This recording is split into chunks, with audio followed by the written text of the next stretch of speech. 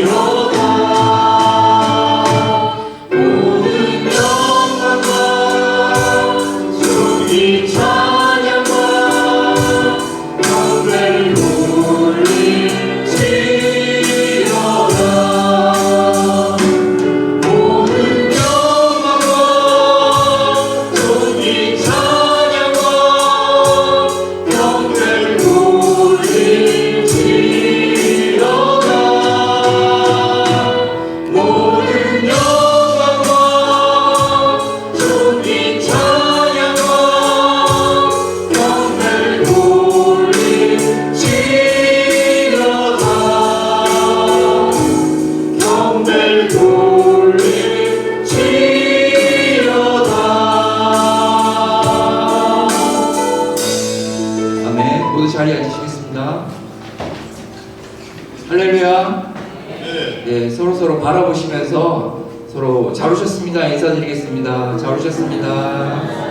손 흔드시면서 하시면 더 반가울 것 같아요. 잘 오셨습니다. 네. 누구나 그러시겠지만 개인적으로도 연합 예배를 가장 좋아하는데요. 이번 연합 예배를 준비하면서 그런 생각이 들었습니다. 네. 저희가 어쩔 수 없이 예배를 구분해서 드리잖아요. 어린 친구들하고 뭐 이렇게 하는데 천국에는 당연히 구분 안 하고 드리겠죠. 하나님께서 가장 기뻐하시는 예배가 이 연합 예배일 것 같아요. 어린 친구들의 찬양과 또 어르신들의 찬양을 같이 부르는 그런 예배가 되기를 소망합니다. 네, 찬양 드리면서 나아가겠습니다. 어린 친구들 전심으로 큰 소리로 찬양 드릴게요.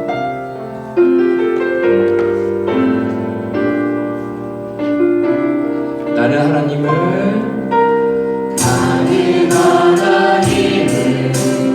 예배하는 예배자입니다.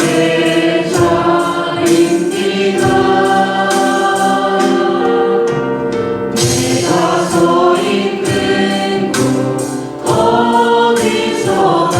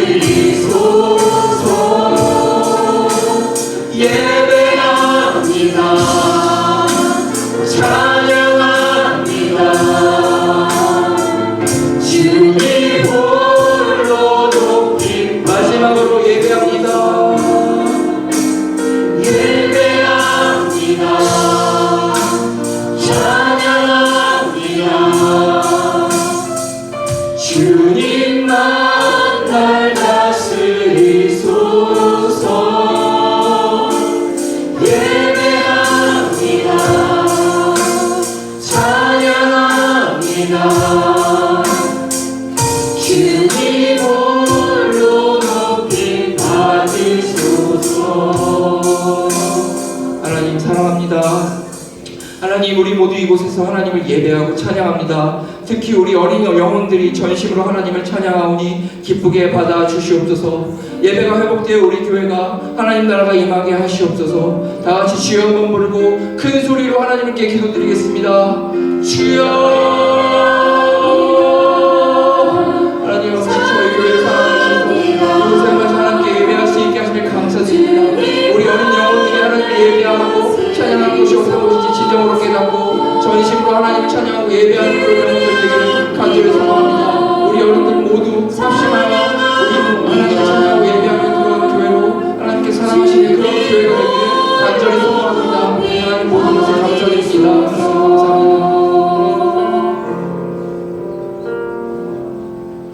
주님 감사합니다. 주님을 예배합니다. 주님을 찬양합니다. 우리가 예배하는 자로 주님 앞에 오늘도 섭니다. 여러 가지 있는 모습 그대로를 가지고 주님 앞에 나왔사오니 오늘도 빛 되신 주님 우리 가운데 임재하여 주셔서 모든 어둠의 흔적들은 떠나가게 하시고 빛 되신 주님을 바라보며 나아갈 때에 그 빛이 우리 가운데 비춰질 뿐만 아니라 비춰졌던 또 우리의 빛이 또 다른 누군가에게 빛이 되어 예수 그리스도께로 그 영혼을 인도하는 주님의 거룩한 자녀들이 될 수 있도록 아버지 하나님 함께하여 주옵소서. 날씨가 춥고 눈이 와서 미끄러운 그런 가운데 저희들을 인도하신 아버지 하나님 감사합니다. 오늘 전심으로 주님을 예배하며 주님 한 분만을 찬양하며 주님의 얼굴을 바라보오니 오늘 이 예배를 통해서 우리의 영이 맑아지게 하시고 우리의 분별력이 영적 분별력을 허락하여 주셔서 이 땅 가운데 우리가 어떻게 살아가야 될지를 알게 하시고 길과 진리요 생명 되신 주님만을 따라가는 우리 모든 성도님들 되어질 수 있도록 함께하여 주옵소서. 이곳에서 예배하고 온라인으로 예배하는 주님의 자녀들이 있습니다. 어느 곳에 있든지 무소부재하신 아버지 하나님의 놀라운 능력과 은혜가 그 가운데 있게 하여 주셔서 동일한 은혜가 동일한 주님의 역사가 저들의 예배 가운데 임하여 줄 수 있도록 함께하여 주옵소서. 모든 찬양과 예배를 주님께서 홀로 받아주실 것을 믿고 감사를 드리오며 우리를 죄악에서 구원하여 주신 우리 구주 예수님의 이름으로 간절히 기도하옵나이다. 아멘. 우리 전우적인 신부라고 인사해볼까요? 사랑합니다. 축복합니다. 잘 오셨습니다. 오늘 오후 4시에 이제 우리가 성정원 주축제 클로징 감사 예배로 예배를 드리는데 이제 어제 눈이 왔잖아요. 눈이 와서 이 뒤에 이제 주차장 있는 공간에 보면 아직 이제 버려야 될 것도 있고 정리되지 않은 부분들이 있는데 제가 이제 어떻게 좀 해보려고 했는데 이게 되지가 않더라고요. 근데 너무 감사한 거 뭔지 아세요? 하나님이 그냥 눈으로 감춰주셨어요. 이게 너무 은혜가 아닌가라는 생각이 듭니다. 저는 오늘 드려지는 예배가 어제 눈이 소복소복 내려서 눈이 쌓이는 것처럼 하나님 오늘 드려지는 예배 가운데 하나님의 은혜가 우리의 인생 가운데 차곡차곡 쌓여져서 그 주님의 은혜로만 살아갈 수 있도록 나와 함께 해달라고 우리 그런 고백을 담아서 우리 옆에 있는 분 또 전우저에 계신 분을 함께 축복하며 찬양하기 원합니다. 우리 서로를 바라보면서 함께 축복하겠습니다.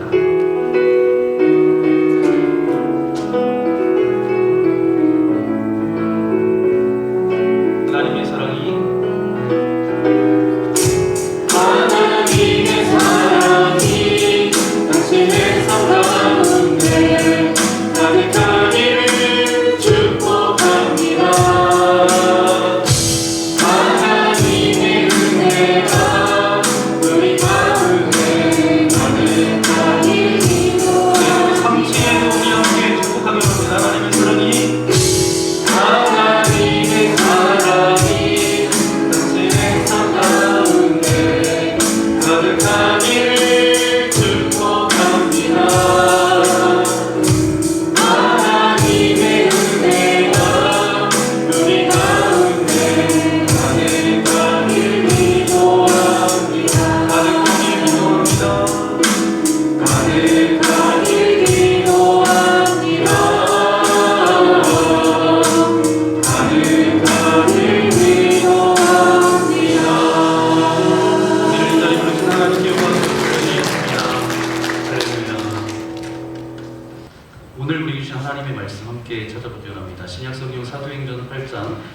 26절부터 40절까지 말씀이고요. 사도행전 8장 26절부터 40절까지 말씀.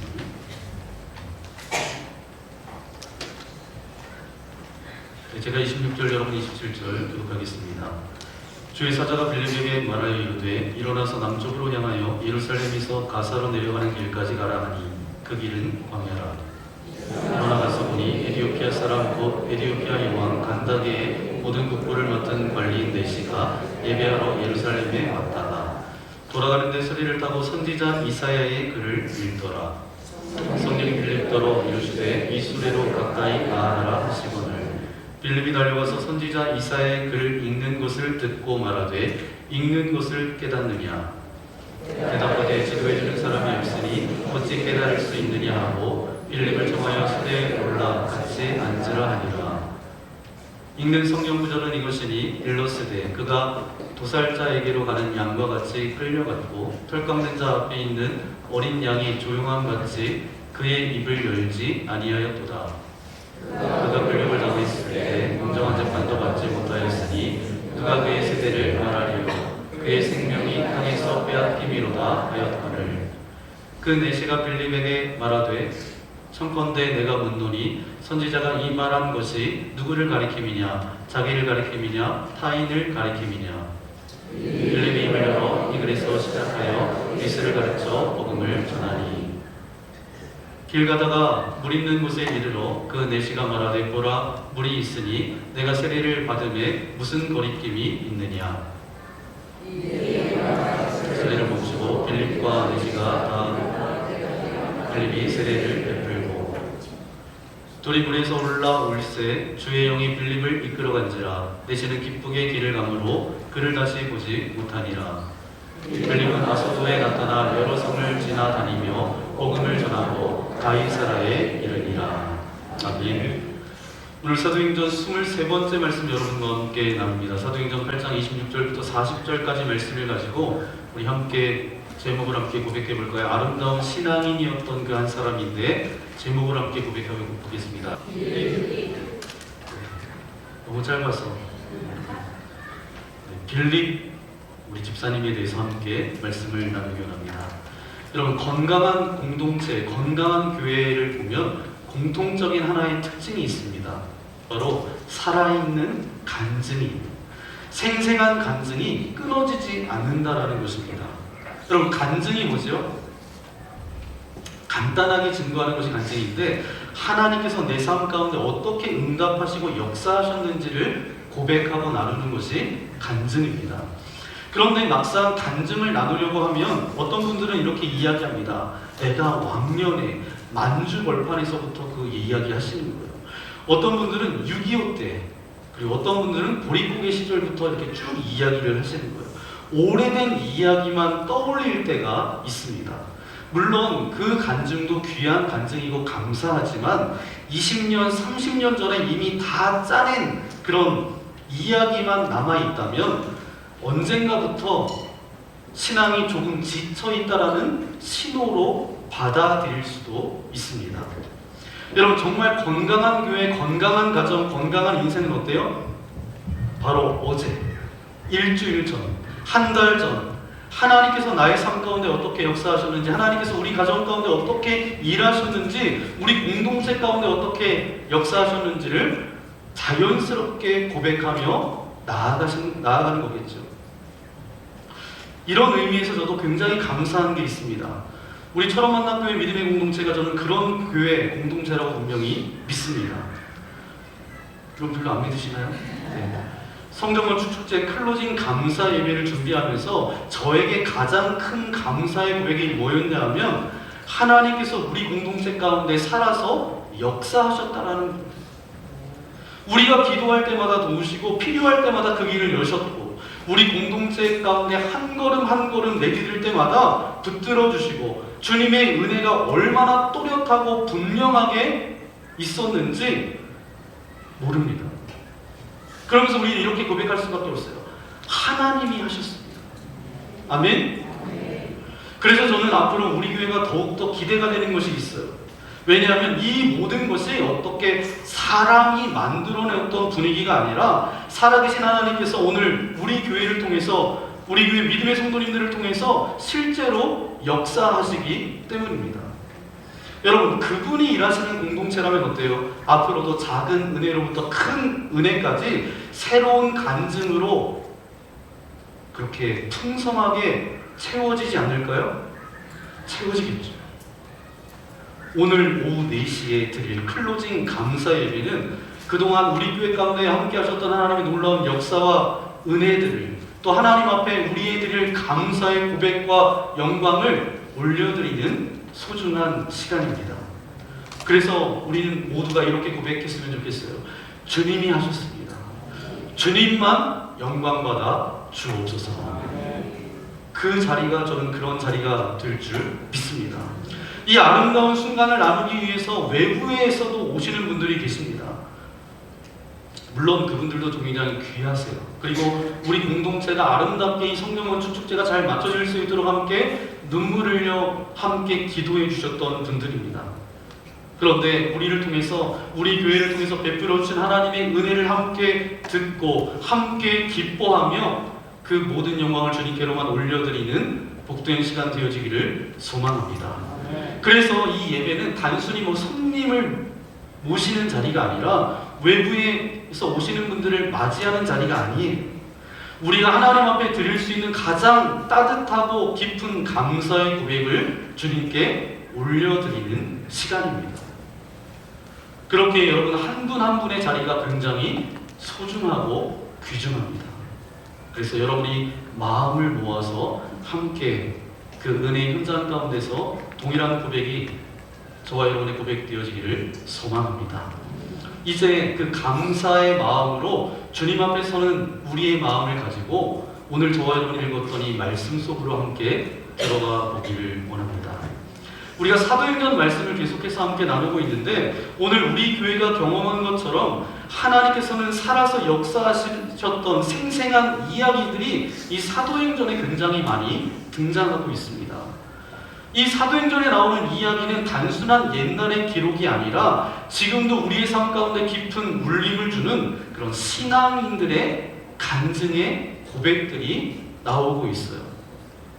오늘 우리가 함께 나눌 말씀도 아름다운 신앙인이 되기 위해서는 꼭 들어야 될, 반드시 들어야 될 말씀 가운데 하나입니다. 오늘 본문에 세 사람이 등장하고 있는데 첫 번째는 누가 등장해요?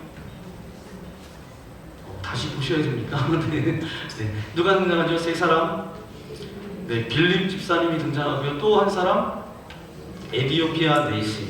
사람은 아니지만 그 가운데 역사하셨던 성령 하나님. 이렇게 세 인물이 등장합니다. 한 사람 한 사람씩 천천히 시선을 옮기면서 오늘 말씀을 여러분과 함께 나누기를 원합니다. 먼저 오늘 본문에 등장하는 첫 번째 사람, 빌립 집사님이세요. 이 빌립 집사님을 보니까 빌립은 계속 복음을 전하고 있습니다. 그런데 여러분이 잘 아시는 것처럼 빌립은 어떤 분이셨어요? 처음에 예루살렘 교회가 시작되었을 때에 처음부터 전도자로 불렸던 분이 아닙니다. 사도행전 6장 말씀에 보니까 교회 7 집사님을 세우게 됐는데 그 중에 한 분이 누구였었어요? 빌립 집사님이셨습니다. 이 집사님을 세우셨던 이유가 뭐예요? 구제와 섬기는 일에 세워진 집사님이세요. 그러니까 교회의 필요를 위해서 성도들을 섬기라고 세워진 집사님들이죠. 그런데 이 빌립의 여정을 계속해서 따라가다 보면 놀라운 변화가 있습니다. 그는 단지 교회 안에서 봉사만 감당한 것이 아니라 교회 밖으로 나아가서 복음을 들고 나아가는 전도자가 되었다라는 거예요. 사마리아 땅에서도 복음을 전했고, 그리고 오늘 본문의 말씀에 보니까 에디오피아 간닥의 내시였던 에디오피아 내시에게도 복음을 전합니다. 말 그대로 빌립은 어디를 가든지 예수님을 전하는 사람이었어요. 그러다가 성경 후반부를 좀 이렇게 쭉 읽다 보면 그의 호칭 자체가 좀 바뀝니다. 사도행전 21장 8절 말씀인데 함께 읽겠습니다. 이튿날 떠나 가이사라에 이르러 7 집사 중 하나인 전도자 빌립의 집에 들어가서 머무리라. 7 집사님 중에 한 사람이었던 누구요? 누구? 아니 그 앞에 있잖아요. 빌립 전에 있잖아요. 전도자 빌립. 이제 성경은 단순히 그를 집사님으로 그렇게 부르지 않습니다. 사람들이 그를 볼 때마다 떠올렸던 것은 뭐죠? 그의 직분이 아니라 그의 삶의 열매였어요.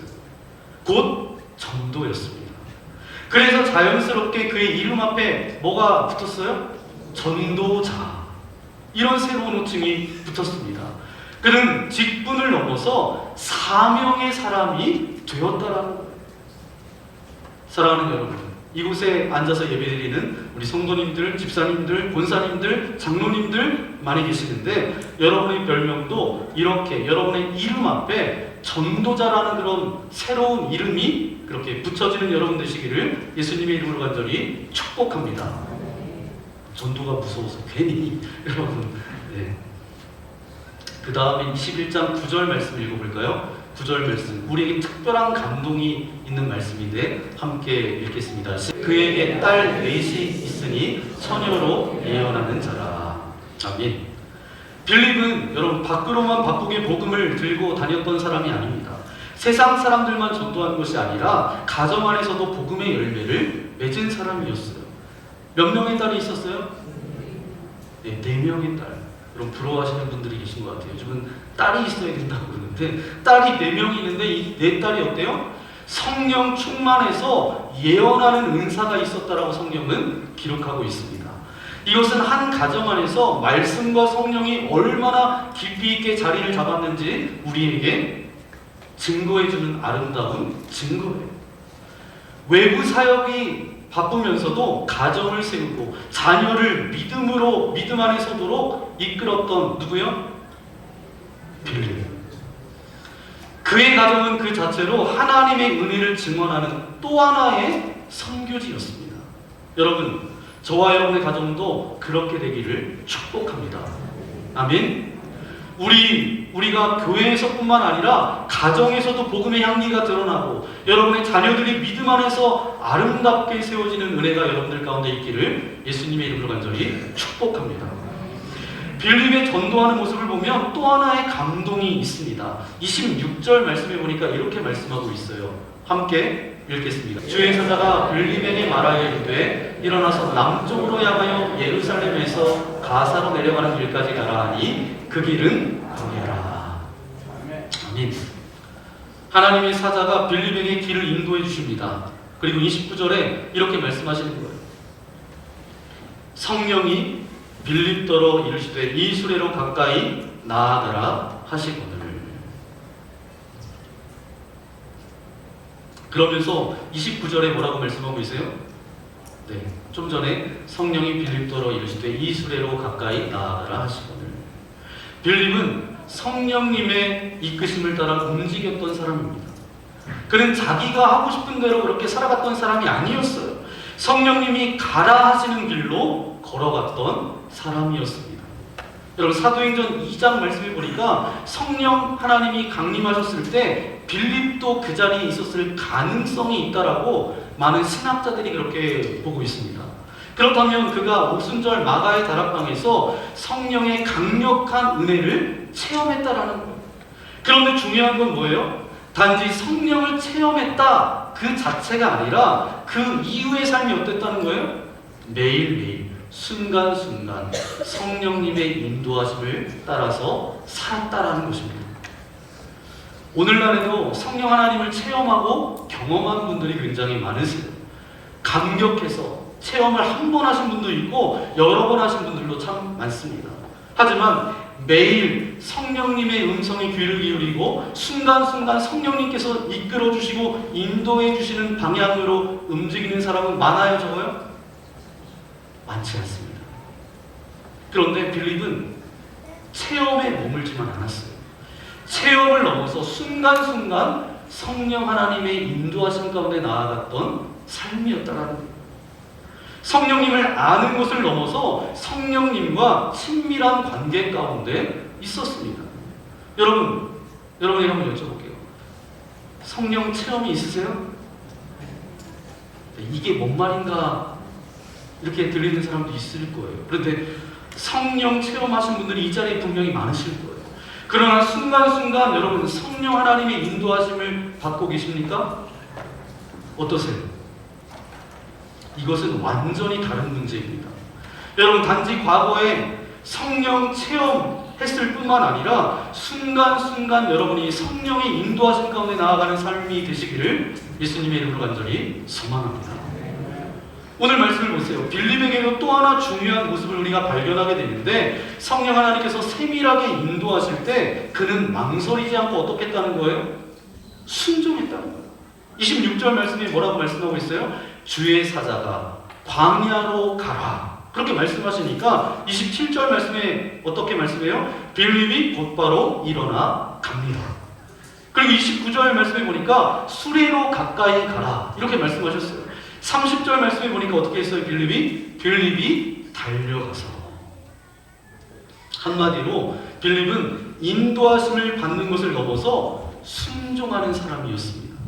여러분 성령 하나님께서 인도하시는 것을 아는 것도 중요하지만 그 인도하심에 실제적으로 순종하는 것이 더 큰 은혜입니다. 그런데 이것이 결코 쉬운 일이 아니라는 사실을 우리가 잘 압니다.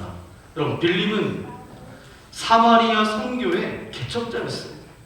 지난주에 말씀드렸던 것처럼 사마리아로 이제 피난을 갔어요. 그 박해를 피해서 피난을 갔는데 수많은 사람들을 만나면서 하나님의 뜻이 있겠지. 그러면서 거기서 뭘 했어요? 복음을 전합니다. 말씀을 선포해요. 그 말씀을 듣고 변화된 사람이 있었어요. 마술사 시몬까지도 회심의 역사가 일어났습니다. 말 그대로 빌립은 사마리아 땅에서 없어서는 안 될 사람이었다라는 거예요. 우리의 눈에는 어때요? 빌립이라는 사람이 사마리아 땅에서 계속 머무는 것이 맞는 것 같아요. 그런데 오늘 본문 말씀해 보니까 하나님께서 뭐라고 말씀하세요? 하나님은 그를 전혀 예상하지 못한 어디로 보내셨어요? 광야로 보내십니다. 여러분 생각만 해도 쉽지 않은 명령이에요. 그런데 빌립은 두말 없이 순종합니다. 그러면 여기서 우리가 잠깐 생각해 봐야 될 것은 여러분 순종이 무엇일까요? 순종. 교회 가보니까 순종해라. 순종을 굉장히 많이 얘기했는데 순종이 뭘까요? 순종이란 하나님의 말씀대로 사는 거예요. 하나님을 따라가는 것입니다. 하나님의 뜻을 따르는 순종하기 위해서는 먼저 해야 될 일이 있습니다. 그게 바로 뭐예요? 내 뜻을 내려놔야 돼요. 내 생각과 내 방법을 버리고 내 의지를 하나님의 의지에 굴복시켜야 합니다. 그때 비로소 진정한 순종을 할 수 있는 거예요. 우리는 가끔 이 순종을 착각합니다. 내가 좋아서 하면서 순종한다라고 해요. 내가 좋아하는 일만 하면서 순종이라고 생각합니다. 또 두 번째, 대안이 있어서 그것을 하면서 순종이라고 해요. 그것은 선택이라고 해야 합니다. 순종은 내 생각과 내 의지와 다름에도 불구하고 하나님의 의지와 뜻 앞에 내 의지를 굴복시키는 거예요. 바로 빌립은 어떤 사람이었어요? 바로 그런 사람이었습니다. 그럼 어떻게 그런 순종이 가능할까? 여러분, 순종과 불순종 가운데 어느 것이 쉽습니까? 네, 해보신 분은 알아요. 순종과 불순종 가운데 어떤 것이 쉬워요? 네, 다 아시는 것 같지만 이제 이렇게 말씀만 이렇게 하고 있겠어요. 아이들을 키워본 부모님이라면 다 누구나 이런 경험이 있을 거예요. 어린아이들이 말을 배울 때 가장 먼저 하는 말이 뭐예요? 네? 너무 오래돼서 기억이 안 나세요? 네. 엄마 하잖아요, 엄마. 근데 저희 큰아이는 뭐라고 했냐면 아빠를 했어요. 네, 아빠를 했어요. 왜 아빠를 했나 봤더니 이제 나중에 조사해보니까 제가 꼬집어서 이렇게 해서 아빠가 됐다고 그렇게 이야기하는데 네, 엄마라는 말을 빨리 배웁니다. 그 다음에 배우는 말이 뭐예요?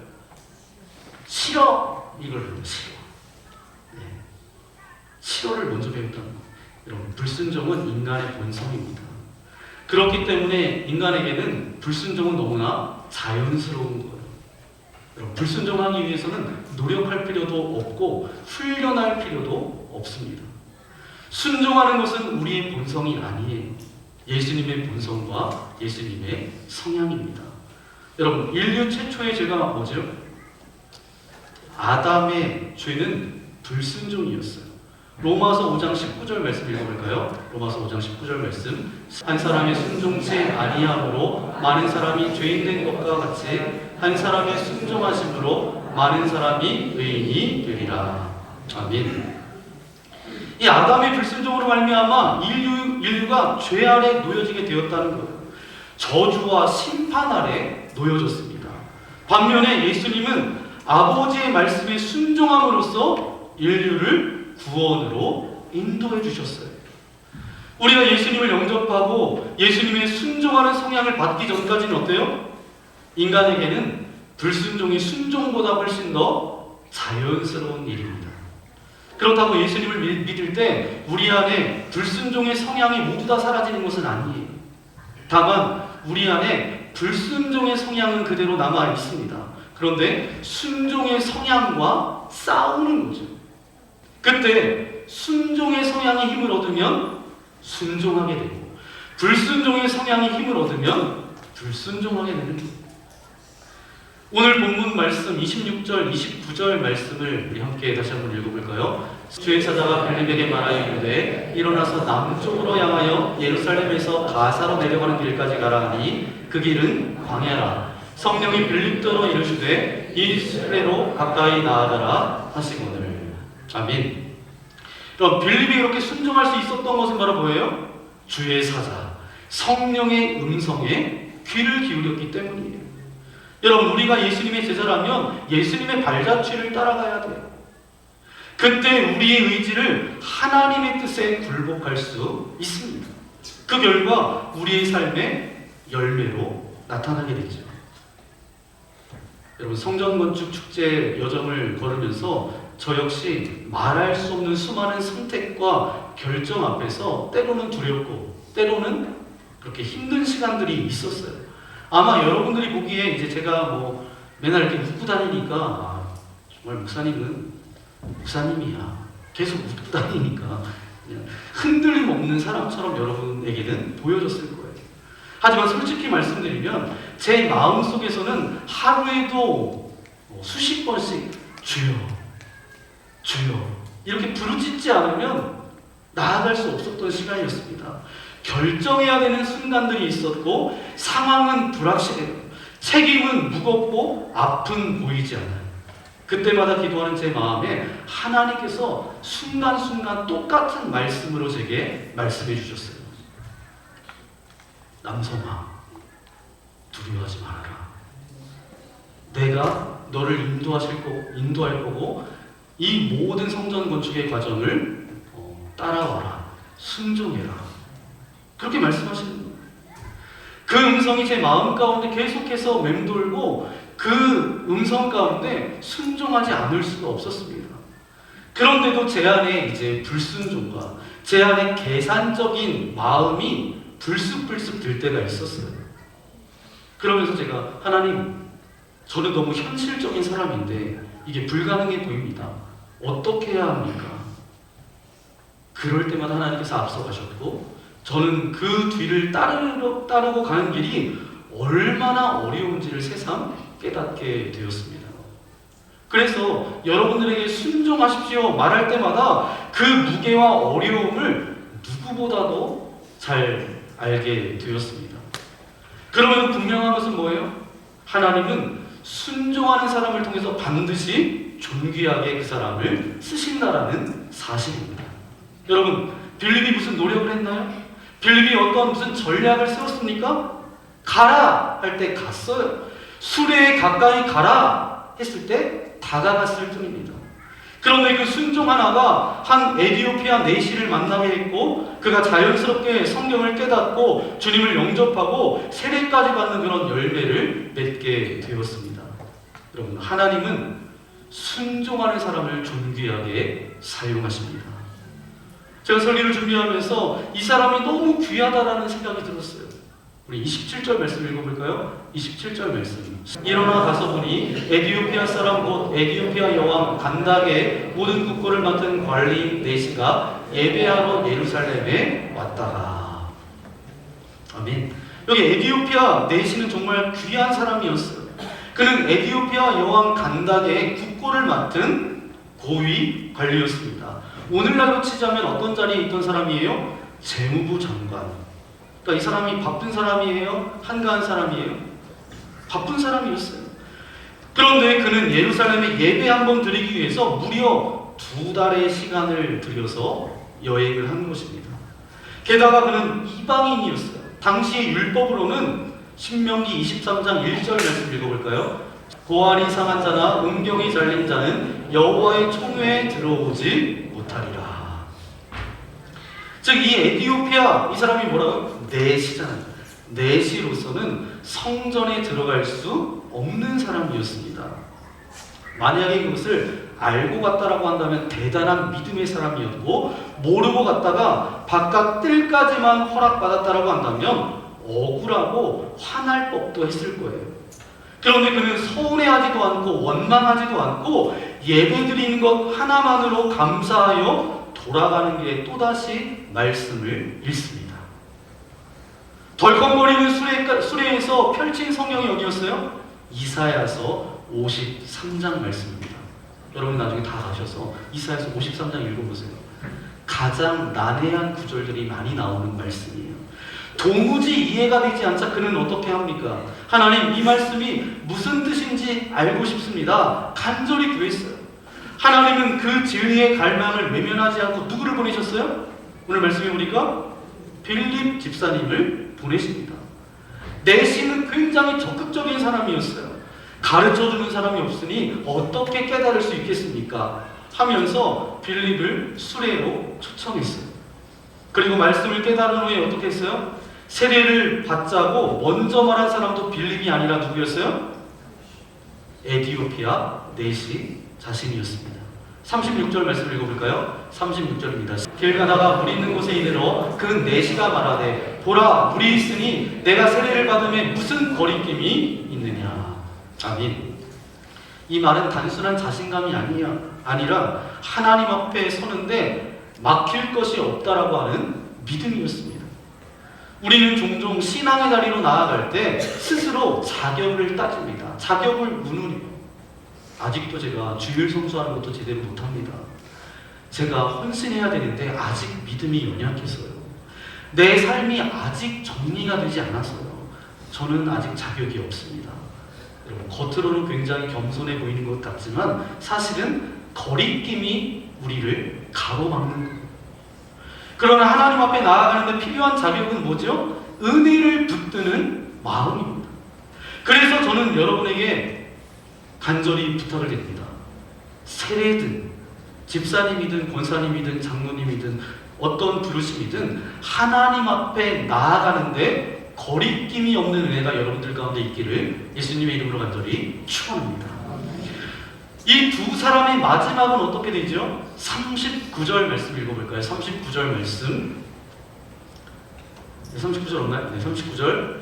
둘이 문에서 올라올새 주의 영이 빌립을 이끌어간지라 내시는 기쁘게 길을 가므로 그를 다시 보지 못하리라. 아멘. 여러분, 오늘 이 말씀을 보니까 빌립의 감정은 나타나고 있지 않은데 내시의 감정은 성경에서 묘사하고 있습니다. 내시는 기쁘게 길을 갔다는 거예요. 그러면 왜 기뻤을까요? 기쁠 때는 이유가 있을 텐데 왜 기뻤을까요?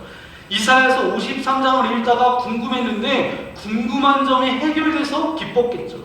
세례를 받아서 기뻤겠죠. 그런데 진짜 이 사람이 기쁠 일이 따로 있었어요. 제가 그 이유를 설명해 드리면 여러분 성경을 읽을 때 여러분 무한한 상상력을 가지고 성경을 읽으시고 상상력을 좀 발휘해 보세요. 이사야가 몇 장까지 있어요? 네. 창세기, 출애굽기, 레위기에서 다 빠지셔가지고 이사야는 근처도 못 가봤습니다. 지금 그런 눈으로 보시는 것 같은데 이사야는 66장까지 있습니다. 그러면 53장까지 읽었어요. 그래서 그 말씀을 빌립을 통해서 어떤 말씀인지 깨달았어요. 그러면 빌립하고 헤어져서 나서는 어떻게 했을까요? 이사야 말씀 끝까지 읽지 않았을까요? 그럴만하죠. 그렇죠. 한 달이나 또 걸려서 돌아가야 되는데 이사야 두루마리를 펴서 53장까지 읽었다면 분명히 빌립과 헤어지고 나서는 이사야를 끝까지 읽었을 거예요. 그렇죠. 이사야를 만약에 이분이 끝까지 읽었다면 그분은 56장에 와서 이토록 정말 그 하나님의 은혜에 너무 감격해서 하나님이 주셨던 그런 기쁨이 넘쳐났을 거예요. 이사야서 56장 3절 말씀입니다. 함께 읽겠습니다. 여호와께 연합한 이방인은 말하기를 여호와께서 나를 그의 백성 중에서 반드시 갈라내시리라 하지 말며 고자도 말하기를 나는 마른 나무라 하지 말라. 이 말씀이 자신을 향한 말씀으로, 레마의 말씀으로 들려진 거예요. 나는 이방인인데, 나는 고자인데 하면서 늘 마음속에 있었던 상처와 한계를 하나님께서 직접 치유해 주시는 장면이었을 거예요.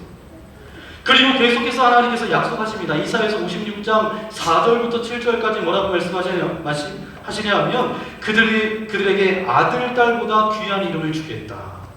끊어지지 않는 영원한 이름을 주겠다. 그들을 내 성산으로 인도하겠다. 기도하는 내 집에서 기쁨을 주겠다. 내 집은 만민이 기도하는 집이라 부르게 하겠다. 내시가 이 말씀을 읽으면서 자신의 존재가 하나님 안에서 회복되는 감격을 맛보았을 거예요. 그래서 그는 기쁨으로 그 길을 떠날 수 있었던 것입니다. 여러분, 세례 하나만이 아니라 하나님이 자신을 받아주셨다는 어떤 그런 확신, 하나님의 집에 들어올 수 없는 줄 알았는데 오히려 영원한 이름을 받았다라는 은혜가 그를 기쁘게 했다라는 거예요. 여러분, 또 하나 흥미로운 점이 하나 있습니다. 교회 전승 가운데 보니까 2세기 교부 이레니우스에 따르면 에디오피아 내시의 이름이 있는 거예요. 시몬 바코스라는 이름이었다는 거예요. 이것이 어느 정도 신빙성이 있는 이유가 무엇인가 하면 오늘날 에디오피아 정교회에서도 스스로의 기원을 사도행전 8장의 이 내시로부터 시작한다는 거예요. 그러니까 그 이름을 시몬 바코스라고 소개하고 있습니다. 더 흥미로운 전승도 있습니다. 교회가 이제 동방과 서방으로 나뉜 뒤에 동방 종교회는 사도행전 13장을 해석하면서 안디옥 교회의 리더 중에 한 사람이었던 누가 나오냐 하면 니게르라고 하는 시몬이 있는데 이 니게르는 뭐예요? 니그로, 흑인이었다는 거죠. 흑인 시몬으로 이해하고 바로 그가 빌립에게 세례받았던 그 에디오피아 내시와 동일 인물일 가능성이 굉장히 많다는 거예요. 여러분, 만약에 이것이 사실이라면 우리는 놀라운 장면을 보게 됩니다. 내시는 고향으로 돌아가서 복음을 전했어요. 결국 고위 자리에서 그 자리를 내려놓고 안디옥 교회의 지도자로 주님을 섬기는 자리까지 나아가는 것입니다. 결국 한 사람의 변화로 끝나지 않고 수많은 열매를 맺는 하나님의 역사를 보여줍니다. 에디오피아 내시의 삶은 한 사람의 순종과 사모함이 어떻게 하나님의 큰 일로 이루어지는지 우리에게 생생하게 가르쳐주고 있어요. 이제 본문의 가장 중요한 주인공 성령님의 시선에서 말씀을 정리하기 원합니다. 성령님은 사마리아에서 큰 부흥 가운데 사역했던 빌립에게 뭐라고 말씀하세요? 사도행전 8장 26절 말씀해 보니까 광야길로 가라 말씀하십니다. 그 이유는 뭐예요? 단 하나입니다. 예배를 사모하며 진리를 찾았던 에디오피아 내시 한 사람을 향한 마음 때문이었어요. 성령님은 진리를 갈망하는 자를 절대로 외면하지 않으십니다. 그리고 한 사람을 깨닫게 하기 위해서 때로는 목회자를 움직이시고 때로는 상황을 바꾸시고 때로는 길을 여시는 분이 누구세요? 하나님이신 줄 믿습니다. 그리고 이 한 사람의 회심이 결국 한 사람으로 끝나지 않았다는 거예요. 에디오피아는 역사적으로 아프리카에서 신앙적 자부심이 굉장히 강한 나라입니다. 아프리카 국가의 대부분이 식민 지배를 받았지만 에디오피아는 끝까지 독립을 지킨 나라였어요. 여러분, 한국 전쟁 때 유엔이 우리나라를 도와줬잖아요. 16개국이 이렇게 참전했습니다. 에디오피아가 그 16개 나라 중에 한 나라예요. 우리는 에디오피아의 은혜를 입었어요. 에디오피아가 우리나라에 군대를 보내줬어요. 여러분 다 아시죠? 춘천에 가면 뭐가 있죠? 공지천 거기 있잖아요. 뭐가 있어요? 네, 지금 여러분 성경만 읽지 마시고 예배만 들으시지 마시고 지금 다니세요. 춘천에 가면 뭐가 있어요? 에티오피아 기념탑이 있어요. 그리고 뭐가 있어요? 기념관이 있습니다.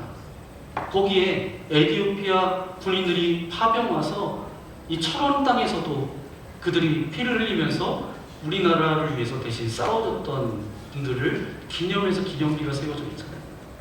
그래서 우리는 에티오피아의 은혜를 입은 나라입니다. 그럼 또 한 가지 놀라운 사실은 뭔지 아세요? 사하라 사막 위쪽의 나라들은 대부분 이슬람 국가입니다. 그런데 그 지역에서 유일하게 기독교인이 다수인 나라가 어느 나라예요? 에티오피아입니다.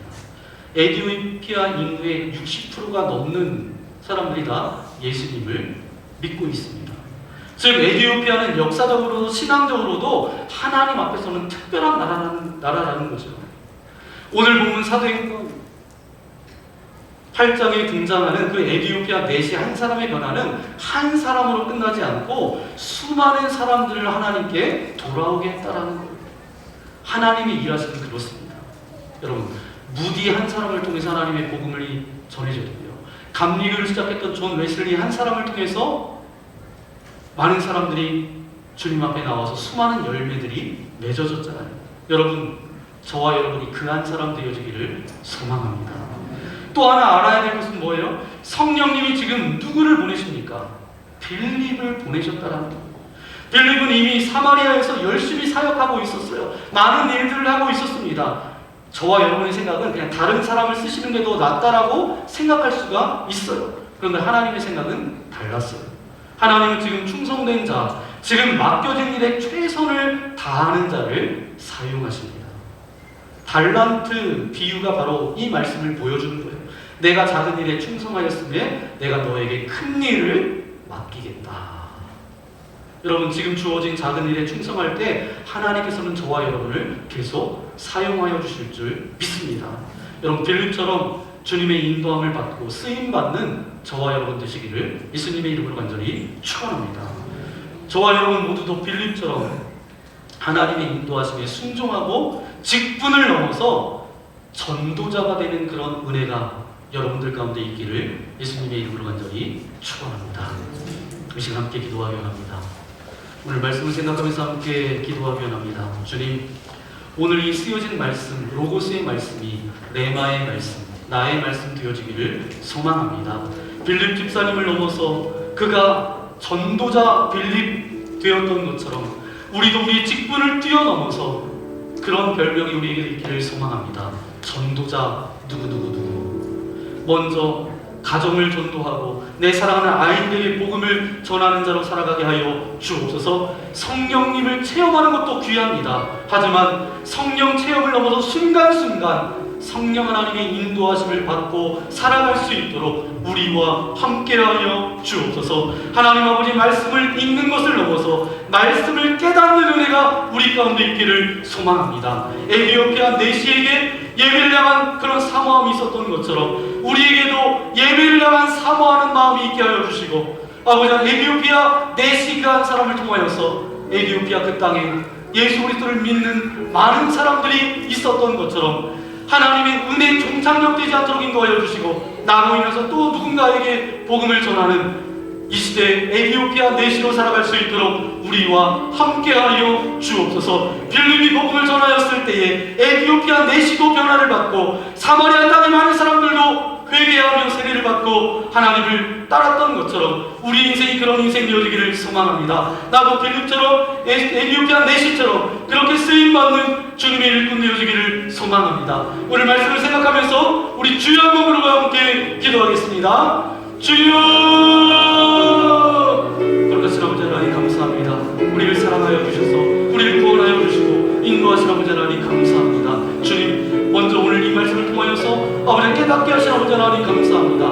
빌립 집사님을 통하여서 그가 구제하고 섬기는 일에 집사님으로 세워졌지만 그가 더 나아가 복음 전도자로 나중에 그 별명이 전도자 빌립이 되었던 것처럼 우리가 직분을 뛰어넘어서 사명자로 살아갈 수 있도록 우리와 우리와 함께하여 주옵소서. 성령 하나님의 인도하심을 따라 한 번 체험하고 여러 번 체험하는 것도 물론 소중하고 그 옛날의 간증과 고백도 굉장히 중요합니다. 하지만 날마다 성령의 인도하심을 따라 살아갈 수 있도록 우리의 삶을, 우리의 가정을, 우리의 자녀들을 주님께서 이끌어 주옵소서. 특별히 에티오피아 내시를 통하여서, 필립을 통하여서 하나님의 말씀이 전해졌던 것처럼 우리도 누군가에게 복음을 전하는 전도자로 살아가게 하여 주시고, 그 말씀이 깨달아지게 하여 주셔서 사명자로 살아갈 수 있도록 우리와 함께하여 주옵소서. 이 모든 말씀 우리 구주 예수님의 이름으로 간절히 기도하옵나이다.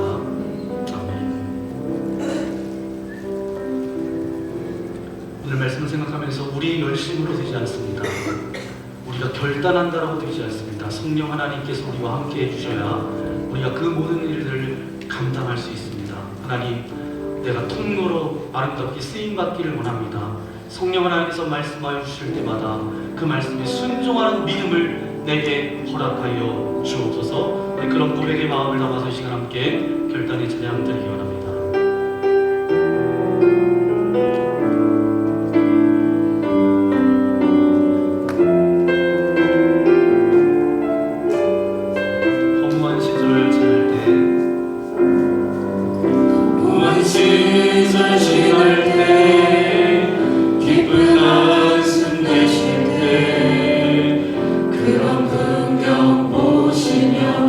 간직하는 분인데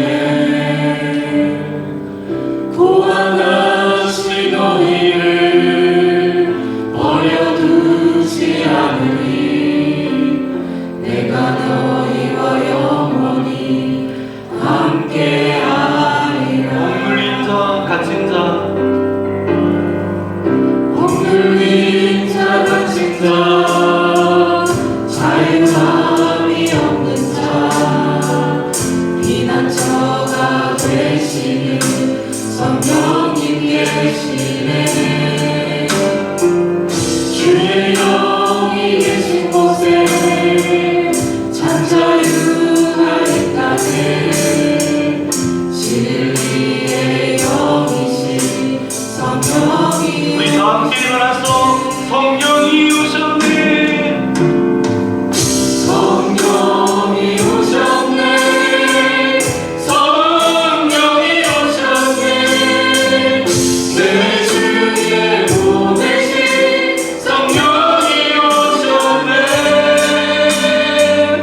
우리 인생 가운데 진히 찾아오셔서 그 사랑 꿈꾸게 하시는 성령이 오셨네. 성령이 오셨네. 성령이 오셨네. 내 주에 보내신 성령이 오셨네. 우리 인생 가운데 진히 찾아오셔서 그 나라 꿈꾸게 하시는 다시 한번 성령이 오셨네. 성령이 오셨네. 성령이 오셨네. 내 주에 보내신 성령이 오셨네. 우리 인생 가운데 진히 찾아오셔서 그 나라 꿈꾸게 하시네. 주님 감사합니다. 계속해서 사도행전 말씀을 통해서 우리가 깨닫게 하시고 그 말씀이 나의 말씀으로 받아들일 수 있는 은혜를 허락하여 주신 아버지 하나님 감사합니다.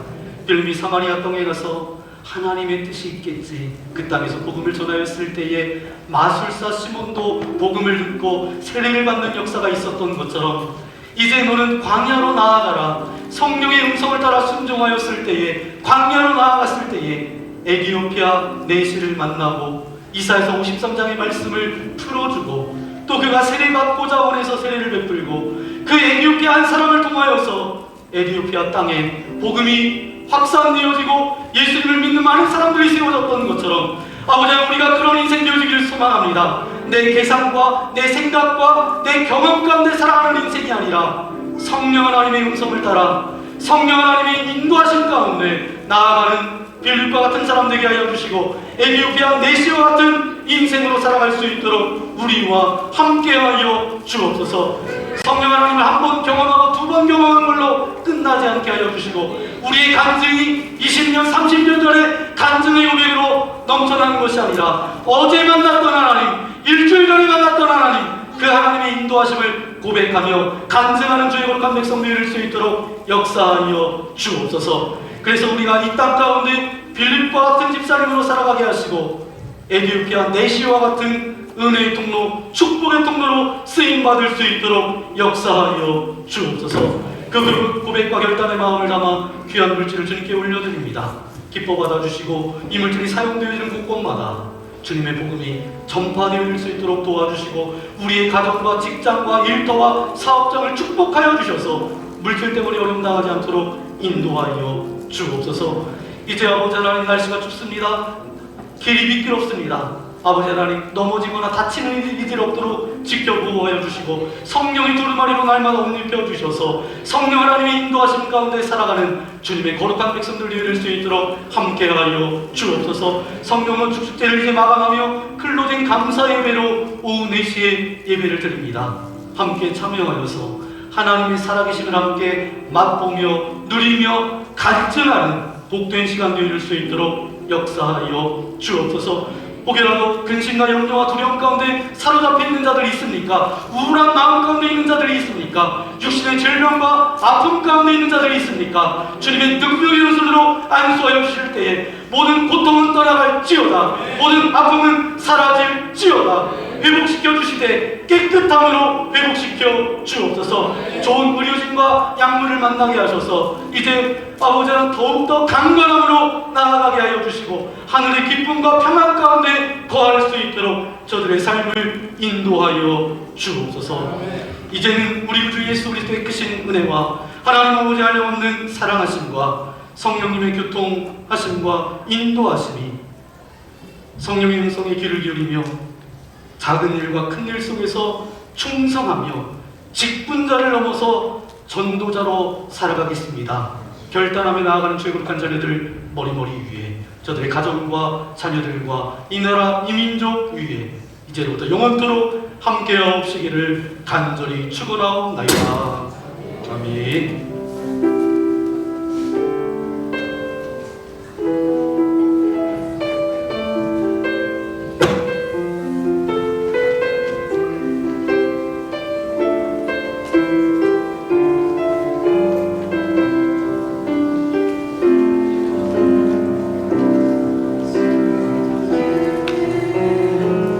기쁜 한숨 내쉴 때 그런 풍경 보시며 단식하는 분인데 보아같이 너희를 버려둔